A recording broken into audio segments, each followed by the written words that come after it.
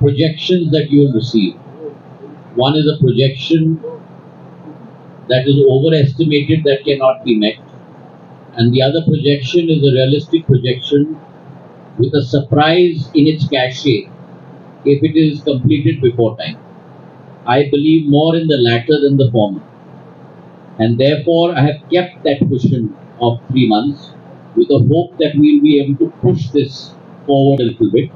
But you also have to understand that there are many multiple pieces of the puzzle, and there are multiple agencies that are involved.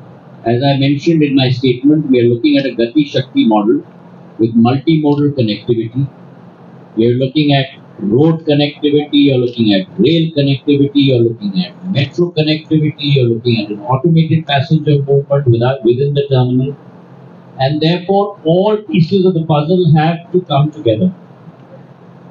I have already told the project coordinators to make sure that we have a PERT chart that is synchronistic of all the multiple agencies that are involved, whether it's the railways, whether it is CIDCO, Government of Maharashtra, the Adani Group, and make sure that all our dependencies are not in any way delayed in any manner, so as to make sure that the critical path has no bottlenecks in its process as we go forward. So combined Gantt chart is being made, if you understand what I'm trying to say from a project implementation perspective, so that we'll be able to meet every deadline, every stakeholder is able to meet every deadline along the way.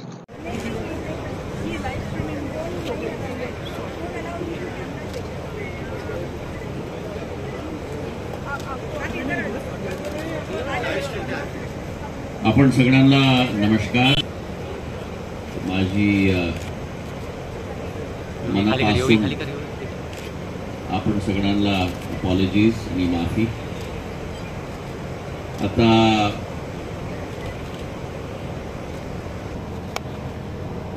हे project मुंबईचा project, हे project महाराष्ट्राचा project नाही, देशाचा गौरवचा project आहे.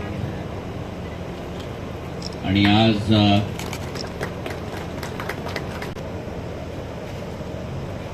आमचे आमदार प्रशांत ठाकूर साहेब, महेश बेर्डी साहेब, आमचे पूर्व खासदार संजीव निके आणि हे प्रोजेक्टचा समीक्षा हर महा मंत्रालय फार खुशी मला लागली. फिजिकल प्रोग्रेस आणि फायनान्शियल प्रोग्रेस दोघी, सामान्य विमानतळाचा प्रोजेक्ट नाही, नवी मुंबईचा प्रोजेक्ट मध्ये फार पारदर्शकता आहे. एअरपोर्ट मध्ये फनल होतात, रनवेची लँडिंग, ते फनलचे स्क्रीन मध्ये काय पण ऑब्स्ट्रक्शन आणि ऑब्स्टिकल मंजूर नाही. त्याच्या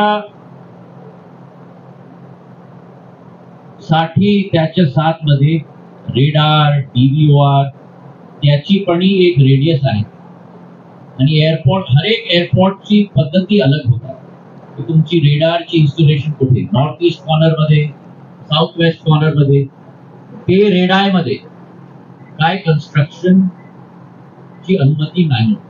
एक लेवलचा, एक मंजिलचा उतरतात. तो नवी मुंबई इंटरनॅशनल एअरपोर्ट मध्ये तेच पद्धती होणार. आणि सेफ्टी आणि सिक्युरिटी मध्ये काय कॉम्प्रोमाइज नाही. तशी आहात का हा एक प्रश्न तुम्ही सांगा. आणि थोडासा छोटा प्रश्न की रोजगार किती उपलब्ध होईल या एअरपोर्टमुळे इथल्या स्थानिकांना. तुमचा दुसरा प्रश्न मी पहिले घेणार.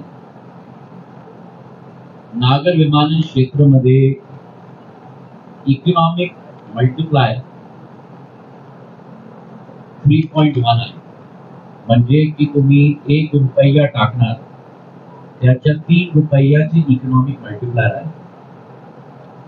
Taxi agency, ride agency, hotel agency, आर्थिक विकास, आर्थिक प्रगती, इंडस्ट्रीची आणि एम्प्लॉयमेंट मल्टिप्लायर नागर विमानन क्षेत्रामध्ये डायरेक्ट प्लस इनडायरेक्ट दोघांना मिळून 6.0 आहे.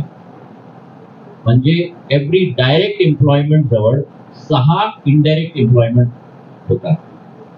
क्षमता फार आहे.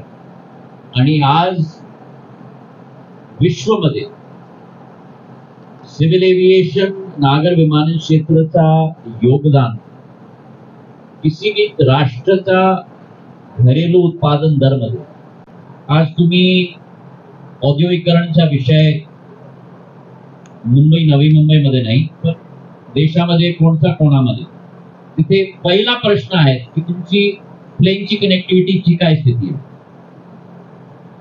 तर सिव्हिल एव्हिएशन बॅकबोन झाला आता देशाच्या विकास आणि प्रगतीचा. आपणचा दुसरा प्रश्न नामांतरणचा, ते नामांतरणचा निर्णय कॅबिनेट आणि पंतप्रधानांचा आहे. व्यवस्थित समयामध्ये तुम्हाला पण ही सूचना मिळणार नामांतरण काय होणार ते.